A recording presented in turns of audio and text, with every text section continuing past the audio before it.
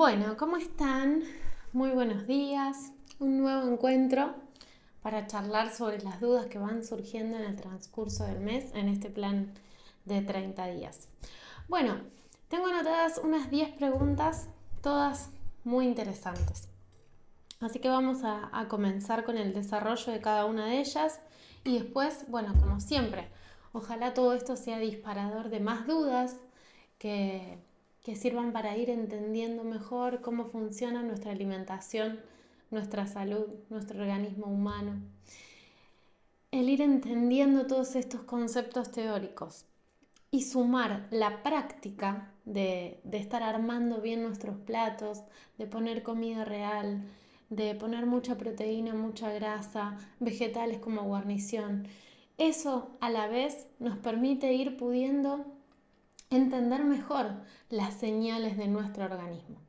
Así que es una linda combinación esto de entender la teoría y acompañarlo con práctica, porque eso es lo que hace que el sistema de alimentación que uno elige sea sostenible, ¿no? En el tiempo y en el transcurso de nuestra vida, y que podamos, gracias a este nuevo manejo, a este nuevo autoconocimiento, ir adaptando lo que hacemos a las diferentes etapas de nuestra vida, ¿no? De nuestra biología. Bueno, arrancamos con las preguntas. La primera es: ¿cómo es el proceso de dejar el azúcar? Y ¿qué similitudes hay entre consumir azúcar y consumir otro tipo de drogas? Supongo que eso es algo que hemos visto en algunos de los documentales con los que fuimos trabajando en el transcurso del mes. Bueno, primero es importante que nosotros identifiquemos si tenemos una adicción al azúcar y si tenemos un problema con el consumo de azúcares. Y cuando digo azúcar, no digo solamente a ese líquido blanco que endulza las infusiones, sino que me refiero o hablo de los carbohidratos en general, ¿no? De todos los cereales, de los fideos, de las pastas, de los panes, de las galletitas, de los tacos, las tortillitas, todos los derivados, ¿no? Todos los productos comestibles que se fabrican en base a la harina de arroz o de maíz o de trigo. ¿Y por qué me estoy refiriendo al azúcar cuando hablo de todo eso? Porque todos esos alimentos adentro del cuerpo se transforman en azúcar y además tienen una densidad nutricional muy baja. Lo mismo o algo muy similar sucede con las legumbres y con las harinas de legumbres y con los vegetales feculentos, ¿no? Con la papa, con la mandioca. Podríamos incluir a las frutas también, pero digo, estoy diciendo azúcar para generalizar un grupo muy grande de alimentos que quizás no tengan sabor dulce, ¿sí? Yo cuando como pasta o cuando me como un pan que tiene sal, no estoy sintiendo dulce. Sin embargo, todo eso adentro de mi cuerpo se transforma en azúcar. Eso, comprender eso, que bueno, es algo que trabajamos en los inicios del plan, es muy, pero muy importante. Nosotros tenemos que identificar si somos adictos a eso. ¿Y cómo hacemos? Bueno, hay muchos síntomas de tener una adicción al azúcar. Por ejemplo, tengo hambre a cada rato, ¿sí? Como muchas veces al día, o tengo algunos síntomas en mi salud. Por ejemplo, tengo manchas en la piel, ¿no? En la zona del cuello. Fui al médico, me dijeron que tengo resistencia a la insulina, o tengo hipertensión arterial, tengo mucho sobrepeso, siento que nunca estoy saciado, que siempre tengo hambre, que soy de esas personas que todo el tiempo está abriendo la heladera o la alacena a ver qué encuentro, o siento que pierdo el control con la comida. Por ejemplo, fui al supermercado y además de todo lo que tenía que comprar, me compré 2 o 3 paquetes de cosas que quizás no debería haber hecho o que sé que son malas. O voy caminando y tengo la necesidad, el cuerpo me pide parar en el kiosco y comprarme algo dulce. Digo, todos estos síntomas hablan de que yo tengo una adicción, de que pierdo el control frente a ese determinado alimento o que mi cuerpo me lo pide. Cuando yo me levanto con hambre, con mucha necesidad de comer, o cuando pasa esto de que si no como algo me duermo, que necesito mientras estoy trabajando en la oficina estar comiendo algo porque si no me baja mucho la energía. Bueno, todo eso son síntomas de que tengo una adicción al azúcar, de que mi cuerpo no tiene flexibilidad metabólica y solamente sabe trabajar a expensas de mi consumo frecuente de glucosa, ¿no? Bueno, ¿cómo corto con todo esto? Primero, por supuesto, necesito identificarme como una persona que tiene este tipo de problema. Necesito reconocerlo, como todo cambio. Digo, uno como ser humano no puede propiciar ningún cambio si primero no se asume en falta, ¿no? Si no ve la falta, como se dice en psicología. Entonces primero tengo que sentir, bueno, che, yo esto que me pasa lo puedo cambiar, o no es normal, o ya no siento comodidad, ¿no? Con esta relación con la comida. Entonces ese es el primer paso. El segundo paso depende de qué tipo de personalidad tengo, ¿no? Hay gente que es todo nada, blanco negro, muchas, y necesito que a partir de dentro de 2 horas no consumir absolutamente más nada de azúcar. Dejo de un día para el otro en seco y así, y la paso mal 15 días con síntomas de abstinencia al azúcar, que son muy comunes: dolores de cabeza, fatiga, hipoglicemias, ¿no? Cuando uno deja el azúcar de golpe, pasa síntomas que por supuesto se pueden aliviar, ¿no? Tomando mucho líquido, tratando de ayudar haciendo actividades que nos relajen, ¿no? Meditación, yoga, reiki, no sé lo que cada uno cree.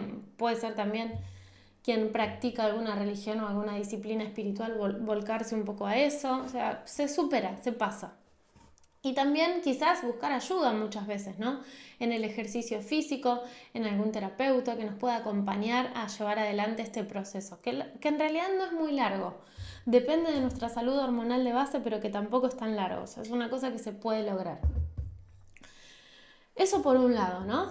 O sea, tomo una dieta low carb desde ahora o una dieta cetogénica en la que ya en mi alimentación no incluyo ningún tipo de carbohidratos, dejo de ponerle azúcar a mis infusiones, dejo de consumir gaseosas, jugos, bebidas saborizadas, ¿no? Es muy importante el tema del líquido. Bueno, ese es así, de un día para el otro.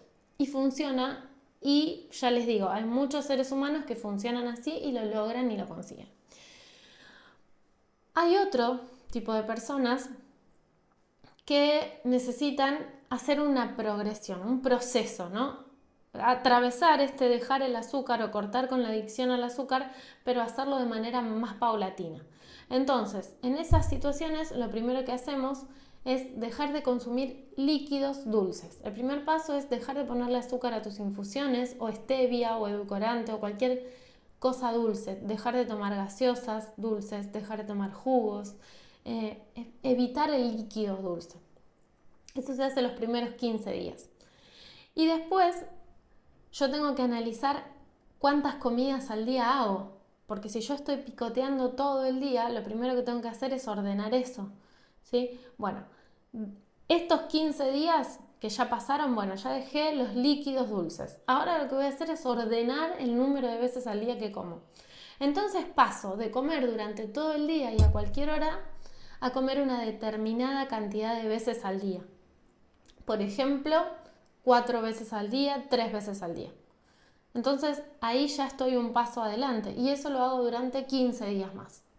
Ok, tercer paso, identifico en cuántas de esas comidas que ahora estoy haciendo estoy incluyendo alimentos con azúcares o carbohidratos, ¿no?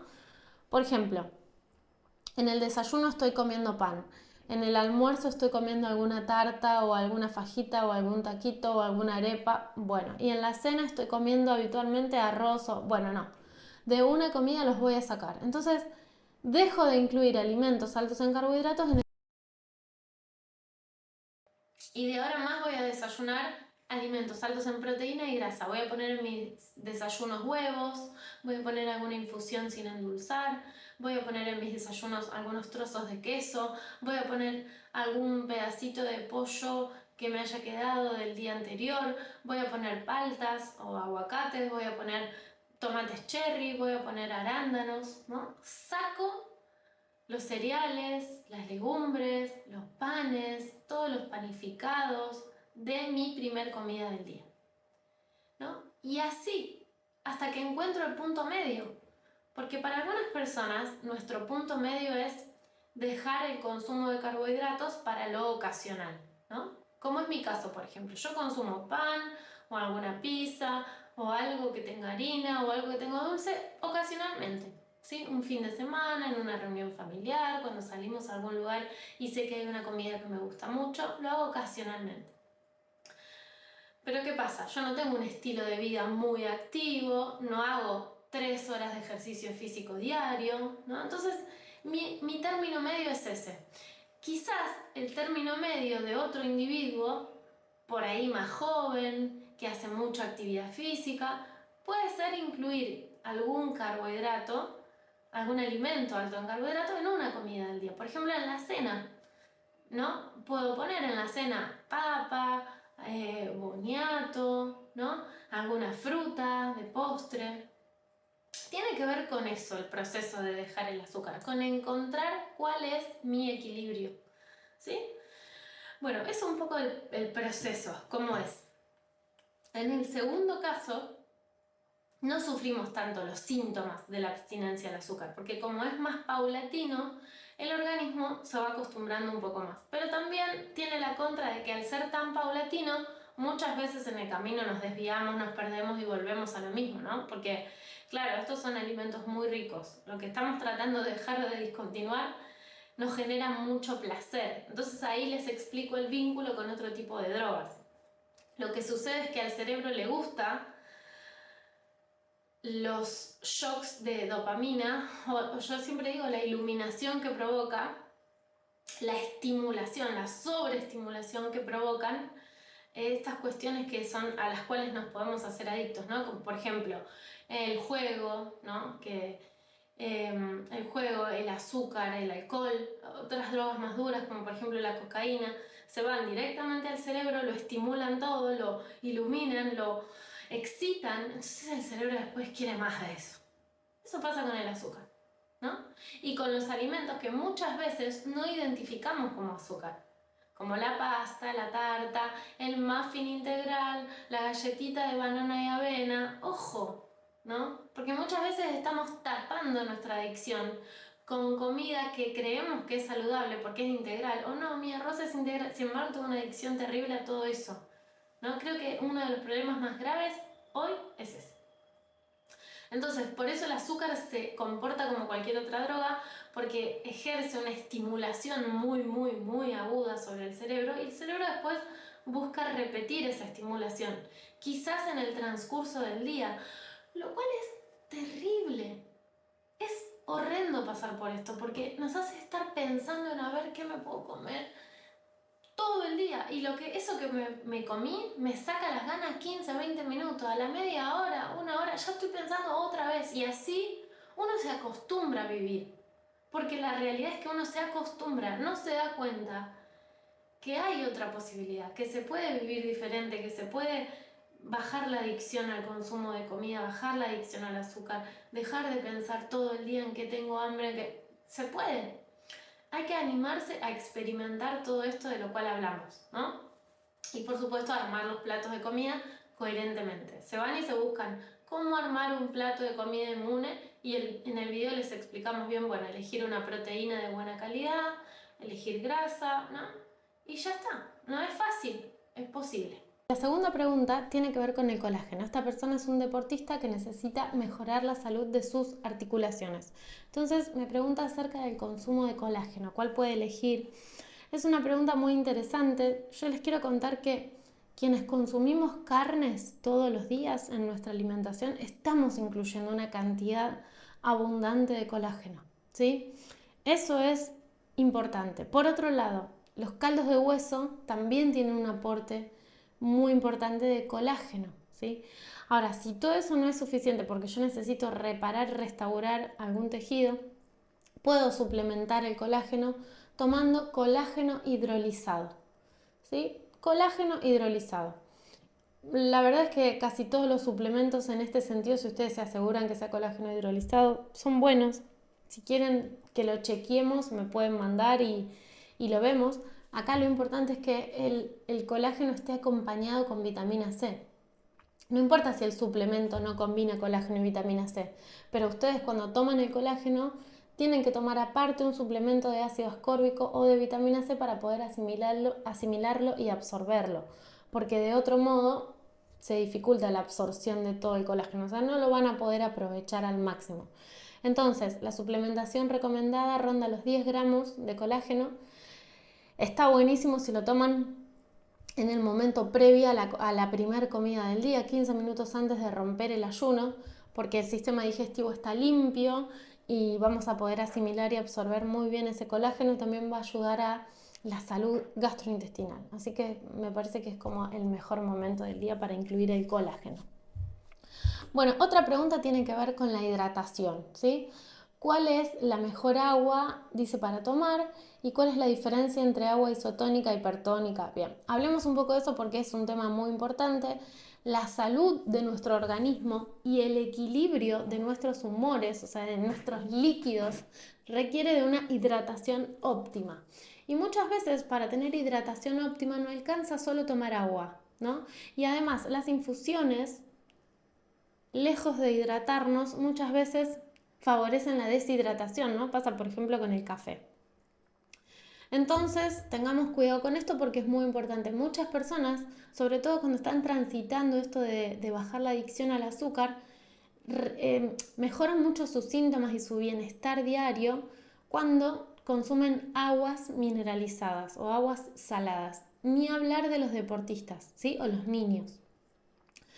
El mejor agua para tomar es el agua de red filtrada, ¿no? O sea, el agua que sale de la canilla cuando vivo en las ciudades y la filtro, la paso a través de un filtro que le va a eliminar el cloro y la existencia de cualquier tipo de microorganismo o metales pesados. Ese es el agua más saludable. Ahora, ¿qué hago con ese agua yo? Bueno, la puedo transformar en agua mineral, en agua isotónica o en agua hipertónica. El agua mineral yo la transformo tomando 1 litro de agua de red filtrada y agregándole 1 gramo de sal de mar, ¿sí? O de una sal natural de buena calidad. Puede ser sal de roca también, ¿sí? O sal de salina, pero que sea una sal natural, que no sea la sal refinada de mesa. Entonces, 1 litro de agua más 1 gramo de sal, yo hago un agua mineral, ¿no? Un agua que me va a revitalizar un poco. El segundo paso es hacer un agua isotónica. ¿Qué quiere decir isotónica? Quiere decir que tiene la misma concentración de minerales y electrolitos que mi sangre, que mi plasma, ¿no? Isotónica. Es el agua que me inyectan en las venas cuando me internan, ¿sí? Para hacerme una cirugía o para reponerme de algún problema de salud. Cuando me ponen una vía con suero, me están poniendo agua isotónica. ¿Cómo se prepara ese agua? Se prepara 1 litro de agua y entre 7 y 9 gramos de sal por litro. Depende de lo que yo tolero, de la tolerancia que tengo. Puedo tolerar bien los 7 gramos y con eso estamos, o puedo pasar a 9 gramos. ¿Sí? Todo esto depende de las pérdidas que yo tengo también de electrolitos, ¿no? De cuánto me muevo, de cuánto transpiro, de mi actividad física, de mi edad. Pero para hacerles bien precisa con esto, para hacer agua isotónica, tomo 1 litro de agua filtrada. Si quieren, ese agua que está filtrada la pueden exponer al sol, solarizarla, ¿no? Durante 2 horas en una jarra de vidrio. Esa es una buena estrategia para hacer que ese líquido sea más nutritivo para el organismo humano.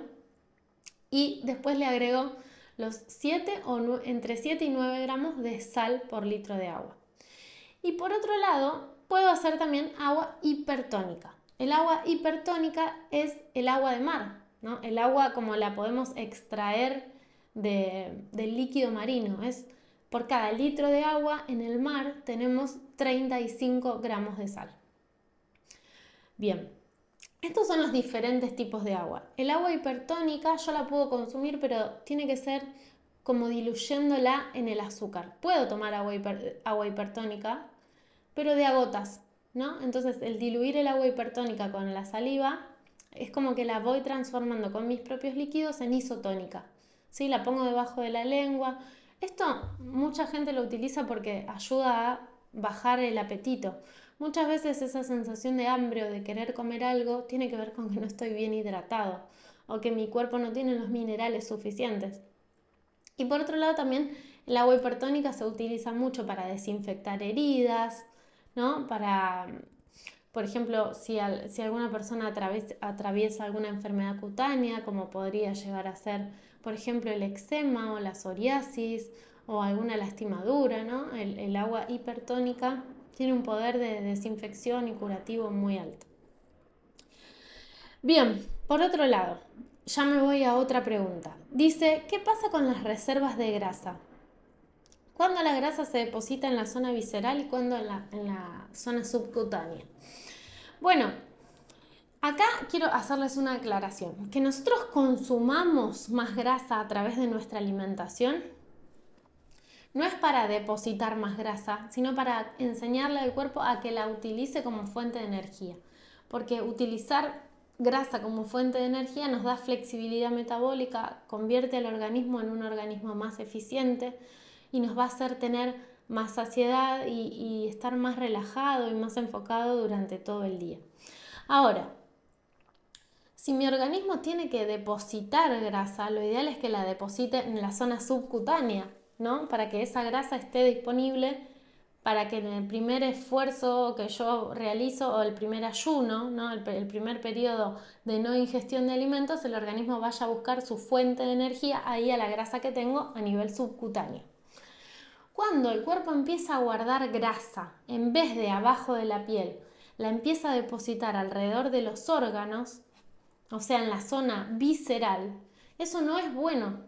Se me llena el hígado de grasa, ¿no? Tengo mucho abdomen, mucha panza. Cuando los hombres dicen tengo chopera, ¿no? Cuando yo tengo la panza, la grasa depositada en la panza, o sea, grasa visceral, eso es porque también tengo un desequilibrio hormonal. Eso es porque estoy teniendo resistencia a la insulina, o porque tengo mi cortisol muy alto, o porque estoy siendo un prediabético, porque estoy comiendo mal, porque estoy inflamado, porque estoy estresado. ¿Sí? El cuerpo, si no, no hace eso. Entonces es muy importante que si ustedes van al médico y se hacen alguna ecografía o si simplemente ven que su abdomen está creciendo, se están combinando dos cuestiones. Estoy comiendo mal, estoy tomando mucho alcohol, quizás, es probable, estoy comiendo mucho azúcar o muchos alimentos que dentro del cuerpo se transforman en azúcar y tengo un desequilibrio hormonal muy importante, ¿sí? Por algo también cuando las mujeres empezamos a transitar la menopausia, ¿no? Que cambian nuestras hormonas, también cambia el lugar en donde empiezo a depositar la grasa. Antes mi organismo naturalmente llevaba mucho la grasa a la cadera y ahora la deja un poco más en la panza, ¿no? Bueno, nada que con ejercicio físico y buena alimentación no se contrarreste, pero digo, el sitio de localización de la grasa tiene mucho que ver con nuestra salud hormonal. Y para favorecer nuestra salud hormonal tenemos que armar bien nuestros platos de comida y tener un estilo de vida saludable, ¿no? Trabajar sobre nuestros niveles de estrés, alinearnos con los ritmos circadianos, ¿no? Comer en los horarios en los que el sol aún está vigente o por lo menos intentar, tratar de descansar bien, digo, son muchos los factores que intervienen en esto. Bien, perfecto. Otra pregunta, dice, ¿hay ejercicios que requieran de la utilización de grasas y otros que necesitan carbohidratos? Y la respuesta acá es sí, yo no les vuelvo a decir, se los digo siempre, porque hablar de ejercicio me incomoda un poco porque es un tema que nunca estudié mucho, pero sí lo que sabemos es que cuando los deportes son de intensidad moderada, baja y prolongados en el tiempo, al organismo le gusta mucho utilizar grasa como fuente de energía para llevar adelante ese tipo de actividades.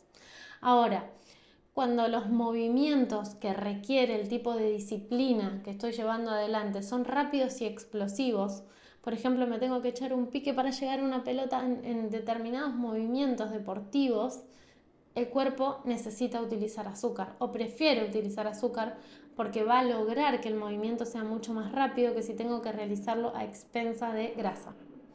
Por supuesto que toda la energía está ahí disponible y el cuerpo selecciona, esto es absolutamente involuntario. Pero por eso, cuando uno es un deportista, está bueno hacer antes de la disciplina una carga de carbohidratos, ¿no? Que le dé a mi organismo una suficiente cantidad de azúcar para poder utilizar en un periodo de tiempo. Que por supuesto que si el deporte es muy largo, quizás se agote, ¿no? Y entonces si se agota, el cuerpo va a empezar a fabricar carbohidrato o glucosa a expensa de otros nutrientes, como por ejemplo las proteínas, ¿sí? digamos, ningún deportista se va a morir porque se acaba el azúcar, ¿no? Sino que va a empezar un proceso de gluconeogénesis. Es tan inteligente el organismo, tan sabio. Tan sabio. Pero bueno, lo importante es que lo que buscamos nosotros desde el plan y desde mi lugar de nutricionista es que el organismo de ustedes adquiera flexibilidad metabólica, que aprenda a trabajar con los dos combustibles, con grasa y con glucosa. Porque muchos de ustedes llegan al plan sabiendo utilizar solo glucosa, ¿no? Es bastante común. Volvemos a la primera pregunta, la adicción al azúcar. Las personas que tienen adicción al azúcar no saben, no tienen flexibilidad metabólica, no saben usar grasa como fuente de combustible. Y cuando le enseñamos al cuerpo, cambia mucho la relación que tenemos con la comida, ¿no? Y la ansiedad, por sobre todo, que se traduce a otros tipos de ansiedades también, ¿no? Digo, a ver, tengo ansiedad en lo laboral, pero cuando mejoro mi alimentación, esa ansiedad baja también, ¿no? Se acomoda todo. Bueno, otra pregunta. Dice, dieta low carb si no quiero bajar de peso. ¿Se puede hacer? Y la respuesta es sí, se puede, ningún problema. Si yo quiero sostener mi peso corporal, es muy importante que ponga en el plato la cantidad de proteínas que tengo que poner según mi estructura física, muy importante. Después, aportarle a mi organismo suficiente cantidad de grasa como para que pueda cubrir mis requerimientos de energía. Y por otro lado, utilizar carbohidratos, pues decimos bajo en carbohidratos, esto no es keto, ¿no? Utilizar quizás fruta o quizás algún vegetal que sea alto en azúcares, como las papas o los boniatos, las batatas, el camote. Utilizarlo dentro del contexto de una comida completa, donde estoy aportando proteína y grasa, puedo poner carbohidratos que me estén aportando buena cantidad de azúcar para no perder mi peso, ¿no? Sobre todo si tengo demandas energéticas altas. Pero sí que se puede, por supuesto. Bien, otra pregunta es conservar las grasas. ¿Se pueden conservar las grasas que desprende la cocción de carnes? Y si se pueden mezclar una entre otra, por ejemplo, la grasa de panceta y la grasa de matambre. Bueno, la respuesta es sí, se puede guardar la grasa que la comida va desprendiendo cuando la cocino. Pero acá tenemos que estar un poco atentos. Y se los voy a contar con dos ejemplos. Cuando yo hago un caldo de huesos, por ejemplo, estoy hirviendo una carne, o pasa también cuando hiervo matambre, que después el líquido de cocción de la carne genera una capa de grasa arriba, ¿no? Esa capa de grasa que yo la puedo retirar y guardar para cocinar. Eso es grasa de excelente calidad. No importa si herví un pollo, un matambre, chancho, cerdo, vaca, cualquier animal. Es grasa que sirve. Porque esa grasa se extrajo durante la cocción en un medio líquido, por lo tanto nunca superó los 100 grados centígrados, ¿no? Es una grasa excelente. Pero a veces pasa que ustedes ponen algo a cocinar en el horno y va cayendo grasa a la bandeja, imaginemos, pero el horno está a 200 grados, ¿sí? Entonces nos pasó la otra vez cuando hicimos un matambrito de cerdo al horno, desprendió muchísima grasa, la guardamos, pero al otro día, cuando la quise retirar de la bandeja para conservarla en la heladera y poder cocinar con esa grasa otros alimentos, la verdad es que la grasa estaba muy oscura, ¿no? Estaba quemada. Había estado sometida a una temperatura muy alta. Entonces, en ese caso, yo no la guardaría, ¿no? De hecho, no la guardé, la tiré. Porque es verdad que la grasa es saludable para el organismo, pero si está desnaturalizada por el exceso de temperatura, entonces no tiene mucho sentido. Eso por un lado, ¿no? O sea, depende de cómo ustedes vean esa grasa que cayó, que quedó. Y después, por otro lado, sí se pueden mezclar, no hay ningún problema. Se puede mezclar la grasa de una panceta con la grasa de vaca, de cerdo, de pescado y que la podemos comer sin ningún problema. Sí, es así.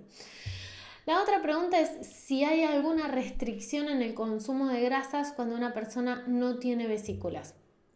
Y la respuesta es no, ¿no?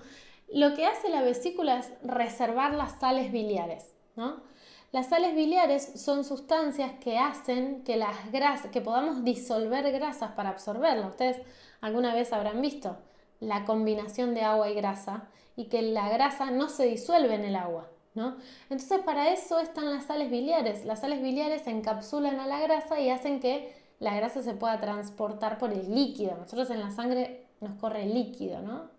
Por las venas nos corre líquido, sangre, no grasa.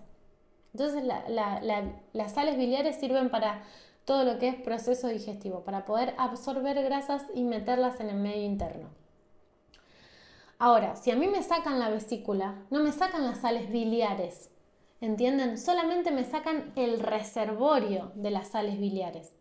Lo que empieza a pasar entonces es que van a caer sobre mi intestino y sobre la última parte de mi estómago directamente las sales biliares de a gotas. O sea, todo el tiempo mi cuerpo va a estar, y sobre todo cuando se inicia el proceso digestivo, mi cuerpo va a estar liberando sales biliares. La vesícula lo que hace es vaciarlas de golpe. Solamente cambia la forma en la que caen las sales biliares, pero no tengo menos sal biliar. ¿Entienden? Entonces sí que yo puedo comer grasas de calidad sin ningún problema. Quizás lo que tenga que hacer es empezar a comer un poco más despacio, ¿no? Con otro ritmo, pero no, nada más que eso. Y bien, creo que ya me queda... no, 2 preguntas me quedan. La primera es respecto de las pastas. Dice, si queremos comer pastas, bueno, esta chica que hizo la pregunta lo escuchó una vez a Marcos decir que si él comía pasta, trataba de solo que sea la pasta italiana. Y acá dice, ¿por qué? Bueno, porque cuando uno come algo con un cereal, que puede ser una pasta o puede ser una pizza, lo que hace que o un pan también, ¿no? Lo que hace que ese producto sea saludable o no, en realidad es la materia prima. Y nosotros en Argentina tenemos un trigo de muy baja calidad porque está muy modificado genéticamente y eso hace que sea extremadamente inflamatorio para nuestro organismo. Es un trigo transgénico que tiene un montón de glifosato que se utiliza para el cultivo, ¿no? Entonces, bueno, elegimos otra calidad de grano. En general en Europa se cuida mucho más esto, los granos son más primitivos, el tipo de grano es más parecido al que se usaba hace 200 años atrás, entonces se digiere mejor, tiene un índice glicémico más bajo, ¿no? Simplemente es de mejor calidad, es un grano más ancestral. Y si además lo consiguen cultivado y producido de manera orgánica, bueno, es una buena ocasión para comer algo diferente. Ese es el motivo por el cual cuando nosotros comemos alguna pasta, utilizamos una pasta italiana o una harina orgánica, ¿sí? Una harina orgánica de algún trigo que no sea transgénico, que no tiene glifosato, ¿sí? Y en base a eso hacemos el alimento alto en carbohidratos y azúcares, pero un poco más amigable con toda la salud digestiva y con el organismo en general. Bueno, y por otro lado, la última pregunta dice, cuando hacemos papas fritas, ¿conviene usar grasa de vaca, grasa de cerdo o es lo mismo que el girasol? No, acá esto también es súper importante. Cuando hacemos una fritura, cualquier cosa es mejor que el girasol. El girasol o los aceites poliinsaturados tienen una tolerancia muy baja a la temperatura, así que no los usamos, ni girasol, ni maíz, ni soja, ni cánola, ni ninguno de todos esos. Sí podríamos usar aceite de oliva o mejor aún grasas de origen animal, no importa si es de vaca o de cerdo, pero siempre va a ser más saludable porque es grasa saturada, resiste mejor la temperatura, va a tener un mejor sabor, así que si vaca o cerdo, la verdad es que sirven cualquiera de las dos, ¿sí? No hay ningún problema con eso.